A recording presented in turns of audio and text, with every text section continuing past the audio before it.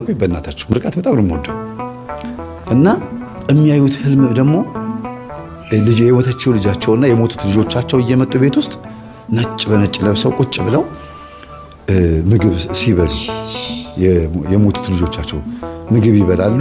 ከዛ ከልጆቻቸው መካከል አንደኛዋ ሴት ልጃቸው የበላችበትን ሳህን ምግቡን በልታ ሳህኑን ይዛ ልትወጣ ስትል ከጇ ተቀበሏት። በህልም ነው እንግዲህ አምጪ ይሄንማ ይዘሽ አትሄጂም፣ ይሄ እዚህ ነው የሚቀመጠው፣ አንቺ ሂጂ አሏት።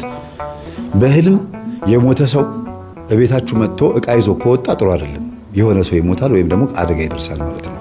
እንደገና የሆነ ሰው የሞተ ሰው አባትም እናትም ወይም ወንድም ሊሆን ይችላል። የሞተ የምታውቁት ሰው እናንተ ቤት መጥቶ የሆነ ልጅ ወይም የሆነ ሰው አባት እናት ይዞ ከወጣ በህይወት ያለን ሰው ማለት ነው ይዞ ከሄደ ያ ሰው ይሞታል ማለት ነው። ጥሩ አይደለም እና ያንን ሳህን በመቀበላቸው በጣም ነው ደስ ያላቸው። የሞተው ሰው ራሱ ብቻ ነው የወጣው። ለብሰውት የመጡትን ልብስ ራሱ አስቀምጠው ቤት ውስጥ ጥለው ከሄዱ ከባድ ህመም ያጋጥማል ማለት ነው። እና ምግቡን ግን በልተው ነው የሄዱት። ያ ምግብ ደግሞ ምንድነው በስማቸው ዝክር እንዲዘከር በስማቸው ለቤተ ክርስቲያን እንዲጸልይላቸው መፈለጋቸውን ያሳያል። እና ምንድነው ልጅ ብለው ሲጠይቁኝ ምግብ በልተው ከሄዱ እናንተ በስማቸው ለኔ ቢጤ ሳንቲም ስጡ፣ ቅዳሴ ላይም ስማቸው እንዲጠራ አድርጉ። ይሄ ነው በሞቱት ልጆች ሰምቻለሁ ስታስተምር አቡነ እስትንፋሰ ክርስቶስ ምናምን ስትል ሰምቻለሁ። ልጆቼ ማሰብ አለብኝ ማለት ነው። አዎ የገደለ ቦት እኮ ዛር ነው አልኳቸው። አዎ ልጄ በቃ ታዲያ ሳህኑ ሳሉ ሳህኑ ደግሞ እንግዲህ ወይ እርሶ ወይም አንዱን አይታወቅም ብቻ ወይ ከባድ ህመም ወይ ደግሞ ሞት ሊመጣ ነበረ። ሳህኑን ባይቀበሏት ኖሮ ሞት ይመጣ ነበረ። ግን ተተፍተዋል ማለት ነው አልኳቸው። ይገርማል። እውነትህን እኮ ነው ልጄ። ትናንትና እየበላሁኝ ይዞኝ ሊሄድ ነበር ትን ብሎ ልሞት አሉ። በቃ ከሞት የተመለስኩት አሉ ብዬ ነው። በቃ ውሃ ሲጠጡ አየር ቧንቧቸው ላይ ገባ እና አንዳንዴ የምትሉት ነገር አለ አይደል? የሆነ ፍን አድርጓቸው በቃ ከሞት የተረፍኩት አሉ። እና ያንን ነው በህልማቸው ያዩት። እና ማል ሊሆን እንደሚችል እንግዲህ ያለ ቀናቸው ሊወስዳቸው የነበረ መንፈስ ነበረ። ያንን ደግሞ እግዚአብሔር አስጣላቸው ማለት ነው። በእርግጥ ቆርበዋል፣ ምንም የሚያሰጋቸው ነገር የለም። ግን የልጅ ልጃቸውን ሰርግ ሳያዩ መሞት አይፈልጉም። እና የተፈጠረውን ነገር በሙሉ ደግሞ ወንድምየው ሰምቶ እኔ ጋር ደወለና መምህር እናቴን አስቆረብክልኝ አለኝ። አዎ እኔም እዚህ ከሆኝ ልቆርብ ነው አለኝ። ቆረብ በቃ አልኩት። እና ያው መስከረም 1 ቀን ቆረበ። እዛ ውጭ ሀገር መስከረም 1 ቀን ቆረብ አልኩት። ከዛ ደግሞ እንደገና መስገድ መጸለይ ጀምሮ ምናምን አንዲት ሴት ተዋውቃት አዲስ ጓደኛዬ ነች፣ ስላንተ ትምህርት ስነግራት ትምህርትህን ታውቃለች አለኝ። ዋው ይመች በቃ በጣም ደስ ይላል አልኩት። ተዋወቅኳት።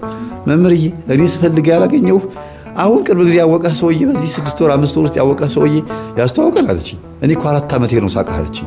በቃ ተገናኘን፣ ምን ችግር የለውም ይሄ ልጅ ተንከባከቢው፣ ታሪኩ እንደዚህ ነው ምናምን ብዬ ስነግራት አውቃለሁ፣ ሁሉ ነገር አውቃለሁ አለችኝ። እንደው በማርያም መታችሁ እዚህ እንጦጦ ማርያም ነው የምትጋቡት አልኳት። እንዴት እንደዛ አልክ አለችኝ። አይ እናቱ ስለሱ ነግረውኛል። እዚህ አዲስ አበባ እያለ እንጦጦ ማርያም ሄዶ ሳይሳለም በሳምንት 1 ቀን ሳይሳለም አይውልም ብለውኛል አልኳት። አንተ እንጦጦ ማርያም ተሳለም ነበር እንዴ አለችው። እዛው እየሰማሁኝ ጆሮዬ ላይ አዎ አላት። መምህር ተስፋዬ የምትጋቡት እንጦጦ ማርያም ነው እያለኝ ነው አለችው። መምህር እያመሰግናለሁ፣ ረስቼው ምንም አላሰብኩበትም ነበረ። በቃ እንዲያው መጥቻ አገባታለሁ አለኝ። አሁን ሊመጣ ነው እንግዲህ ህዳር ጽጌ ጾም ካለፈ በኋላ መጥቻ አገባታለሁ እያለኝ ነው። አይገርምም? እና አንዳንድ ጊዜ የሆነ መንፈስ ሲያዝ ቤት ውስጥ እናት ላይ ያለ መንፈስ ወይም ደግሞ የሆነ ሰው ላይ ያለ መንፈስ ሲያዝ ሁሉም እድለኛ ይሆናል። ሁሉም የተስተካከለ ነገር ይሆናል። ለምን አንዱ ነው በቃ። ለዚህ ነው እናቶች እባካችሁ የባለፈው 127ኛ ገጠመኝ ላይ እናቶች አባቶች እባካችሁ ንስሐ ግቡ ብዬ ጽፌያለሁ። አልከሰር አይታችሁታል። ወድጄ አይደለም በምክንያት ነው ይሄን የምለው።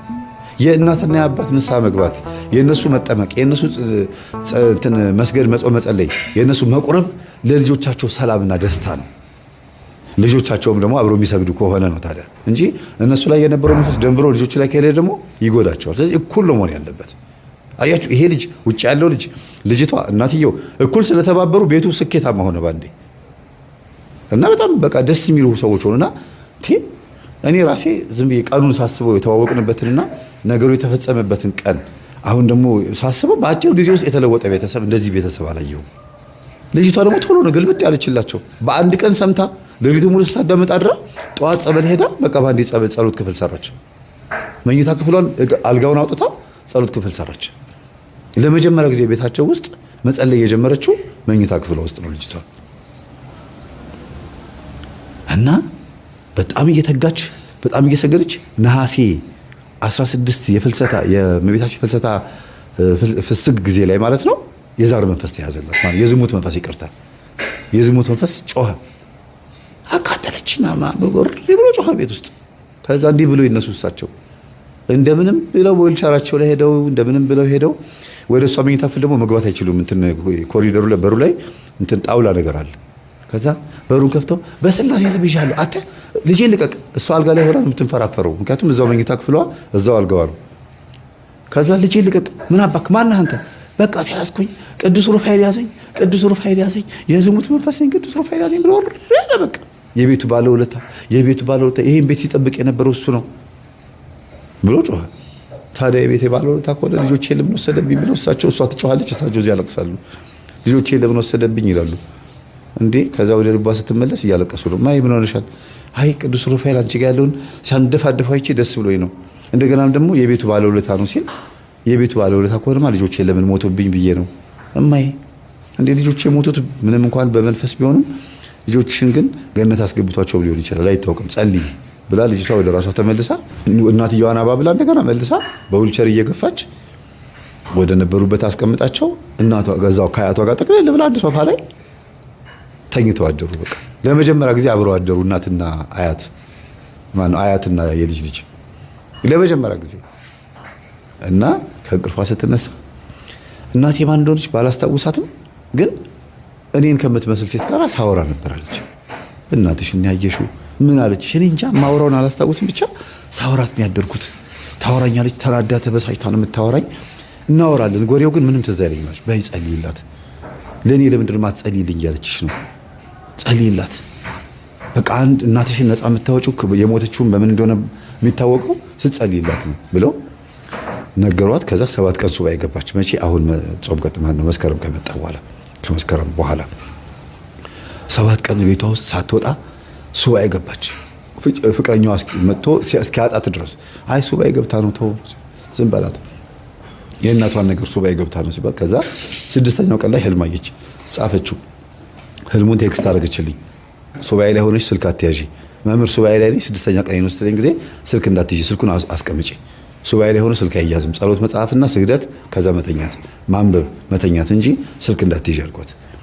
እሺ ብላ ሱባኤዋን ስትጨርስ ህልሙን ስትጨርስ ፈታሁላት። ያየችው ህልም ምንድነው? እናቷ በመርፌ እንትን ልብስ እየሰፋች የተቀደደ ልብሷን እየሰፋችላት የማንን የልጅ ሱባኤ የምትገባው ልጅ እየሰፋችላት። ከዛ ግን እንዲህ አድርጋ መርፌው ስትመዘው በዛ በኩል ክሩ ይወጣል። መርፌው ክር የለውም እና ከዚህ ተሰፋለች፣ ከዚህ ተረተርባታል። መጨረሻ ላይ እጇን ስትወጋው ብላ ደሟን ብላ እንደዚህ ደሟን ስትመጥ ነው የለቃችው ልጅቷ እናቷ እንደዛ ስትሆን። እና እንደዚህ ነው ያየኋት እናቴን። እኔ ደግሞ ጭጭ ሆኜ ህፃን ሆኜ ነው ያየሁት ጊዜ። አይ በቃ ኑሮ አልሆንልሽ ብሏት ወይ ራሷን አጥፍታ ሊሆን ይችላል፣ ወይ ደግሞ የተጎዳችው ተናዳ ተበሳጭታ ሊሆን ይችላል። ራስን መውጋት ማለት በራስ ላይ ችግር ማምጣት ማለት ነው። የዝሙት መንፈሱም እንግዲህ ስትዘል እናቷን ስታስቸግር ዛም ስትል ምን ስትል ያመጣችው ነገር ይሆናልና HIV ሊሆን ይችላል፣ ወይ ሌላ ካንሰር ወይ የሆነ ነገር ገሏት ነው የሚሆነው። እናትሽን ግን የሞተችው በራሷ ጥፋት ነው። በራሷ ጥፋት ብትሞትም ደግሞ አሁን ደግሞ አልተመቻትም። ስለዚህ ጸልይልኝ እያለችሽ ነው። በዚህ ስትሰፋው በዚህ በኩል ከተቀደደባት ምንም ሳይሆንላት ነው የሞተችው፣ ሳይሳካላት እንደገና ራሷን ከወጋች ደግሞ በራሷ ጥፋት የሞተችው ብዬ ደጋግሜ ነገርኳት አለችና ስለዚህ ለእናቷ እየጸለየች እየሰገደች አሁን ይኸዋለች ማለት ነው። እናቷ እንድትድንላት እየሰገደች ነው። እና እናቷ ሂሩተ ስላሴ ትባላለች። ሂሩተ ስላሴን በጸሎት አስቡላት። እቺኛዋ ልጅ ደግሞ አስካለ ወለተ ማርያም፣ እናትየው ደግሞ አስካለ ማርያም ይባላሉ። የልጁን የክርስትና ስም አላውቅም፣ ብቻ እነዚህ መጸሎት አስቧቸው። የእግዚአብሔር ስም የተመሰገነ ነው። የዝሙት መንፈስ ከእናት ወደ ልጅ ሲሻገር አያት ቁጭ ብለው ሁለቱንም የዝሙት መንፈስ ዘመን አዩት። ሁለቱንም የዝሙት መንፈስ ዘመን የልጃቸውም መንቀሽቀሽ ተይ እያሏት ያን የዛሬ 20 ምናምን ዓመት ዝም ብሎ በቃ ስትለምናቸው ማየ ዛሬ ላድር ነው ስትል ረፊ ልጅ እያሉ ሲለምኗት ዲቃላ ይዛባቸው መጣች። እንደገና እቺኛም ደግሞ ልጅቷ ተወለደች። ይቅርታ ዲቃላ በማለት ይቅርታ ቃላቱ አይመጥናትም ለዚህ ልጅ። ግን እቺኛዋ ልጅ ያላባት አደገች ማለት ነው። ከዛ ደግሞ እቺኛው ልጅ ደግሞ አድጋ ራሱን ደገመችው እና በ20 ምናምን በ30 ምናምን ዓመት ውስጥ እናትና ልጅን ተመሳሳይ መንፈስ ሲያጠቃቸውና ተመሳሳይ የሆነ ጥቃት የዝሙት ጥቃት ሲደርስባቸው አዩ እናትየው። እሳቸውም ደግሞ የሰንገላ መንፈስ ያለባቸው እንዴት እንዳደረጋቸው አረቄ ራሱ ያቆሙት የኛን ትምህርት ሰምተው ነው። አረቄ ገና ከመቆርባቸው በፊት እንዴው ስለ አረቄ ስለ ሰንገላ ስትናገር እኮ ሰማሁኝ፣ ገረመኝ አለ። ውጭ ሀገር እኮ ልጄ እኮ ሲጋራ ያጨስ ነበር፣ መጠጥ ይጠጣል፣ ይሰክራል። በቃ ዝም ብሎ ዱርዬ ሆኖብኛል፣ ግን ይሰራል። ውጭ ሀገር ጥሩ ሰራተኛ ነው፣ ግን ገንዘብ ይልካል፣ ግን በጣም ዱርዬ ሆኖብኝ ነበር። አሁን ይሄን ሲሰማ ያቆማል። አዎ እኔ እነግረዋለሁ አልኳቸው። ወሰንገላ የሚባል መንፈስ ሲጋራ ያስጨሳል፣ መጠጥ ያስጠጣል ማን ብዬ ደጋግሜ ሳስተምርም ሰምቷል። እኔም ስነግረው ደግሞ መምህር በደንብ ሰምቻለሁ፣ አሁን ገብቶኛል፣ ሁሉ ነገር አቆሚያለሁ ነው ያለኝ። ይኸውላችሁ ብዙ ጊዜ የመጽሐፍ ቅዱስ ጥቅስ ብቻ አይደለም የሚጠቅመው፣ መረጃ ማወቅም፣ መረጃና ማስረጃ አንድ ነገር ሚስጥሩን መርምሮ ማወቅም ይጠቅማል። እንዲሁ ዝም ብሎ እንዲሁ ሰባኪ ጠርቶ ማሰበክ ብቻ አይደለም። እንዲህ አይነት ትምህርቶችም ወሳኝ ናቸው የምንለው ለዚህ ነው ማለት ነው ቤተሰቦች። እና እግዚአብሔር ሁላችንንም ይርዳን፣ እግዚአብሔር ሁላችንንም ያግዘን።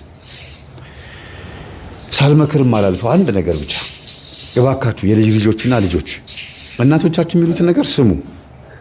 እነሱ ያለፉበትን ዘመን ነው ለእናንተ የሚመክሯችሁ።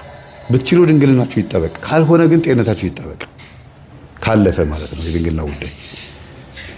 በ14 እና በ15 ዓመት ድንግልና ካለ በጣም ብርቅ ነው በአሁኑ ሰዓት። በእንክብካቤ ልጆቻቸው የሚያሳድጉ እናቶች ካልሆኑ በስተቀር ከባድ ነው። ግን የእናት አባት ዕዳ ለልጅ የሚሆንበት ሁኔታም ስለሆነ ያለው በፈለገ ቢንከባከቡ እናትና አባት ልጆቻቸውን ጥሩ ትምህርት ቤት ቢያስተምሩም ከቤት ባይወጡም ግን በሆነ አጋጣሚ ሽልክ ብሎ እንደ አንድ እናት ልጄ በጣም ጨዋ ነች እያሉ በጣም ሲመኩ የነበሩ እናት በአርቲፊሻል የወንድ ልጅ ሀፍረተ ስጋ ወይም በአርቲፊሻል ብልት አይደል እንደ ልጅቷ ድንግልናን ያጣችው ከቤት ሳትወጣ የሌዝቢያንም ቪዲዮ እያየች ከዛም አልፋ የቤት ሰራተኛዋ ጋርም ተኝታ የተገኘችው ነግሬያቸዋለሁ፣ አስተምሬያለሁ፣ ከዚህ በፊት ደጋግሜ ተናግሬያለሁ። እነ ጨዋ ነች እያሉ እየተናገሩ ማለት ነው። ከቤት ወጥታ አታውቅም። ወንድ ልጅ ቀና ብላ አይታጠቅም። አዎ ወንድ ልጅ ቀና ብላ የማታየው ግን በአይነ ጥላው ምክንያት ነው።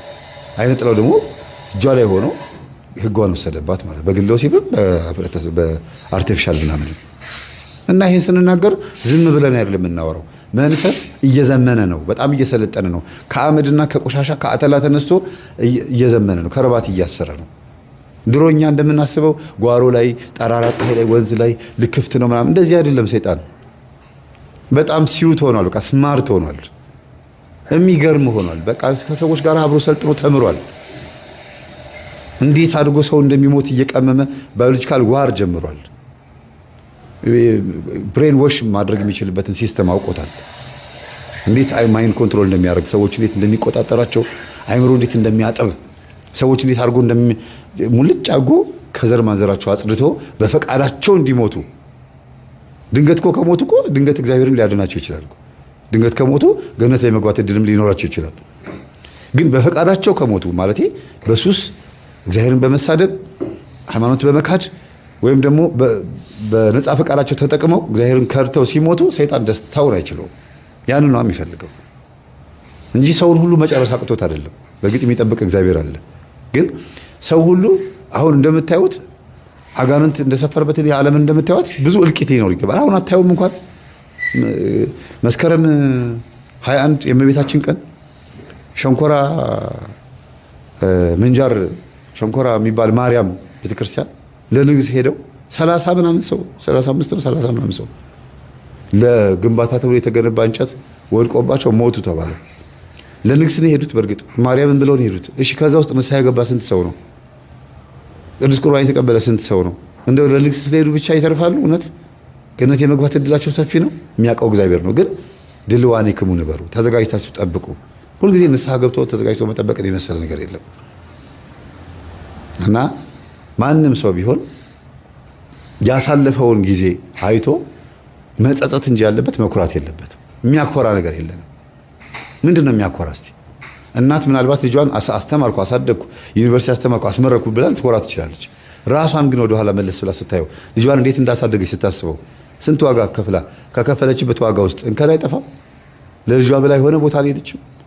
ብዙ ዋጋ አልተከፈለም። ብዙ ነገር እኮ እንደው በአዳም ልኮ ቦታ ባይሄዱ እንኳን በሙስናና በጉቦ ወይም ደግሞ በመስረቅና በማታለል ልጆቻቸውን ያሳደጉ አይጠፉም። እንደምንም ብዬ ልጄን አሳደግኩ ማለት እኮ ይሄ ነው። እንደምንም ማለት በዚህም በዛም ብዬ በባሌም በቦሌም የትም ፍጭው ዱቄቱን አምጪው አድርጌ ልጄን አስመርቄዋለሁ ነው። ይሄ ምርቃቱ ቀን ጥቁር ገዋን ይለብሳል። ከዛ በኋላ ጥቁር ህይወት ይሆንበታል። ለምን? እንደምንም ስለሆነ ያደገው።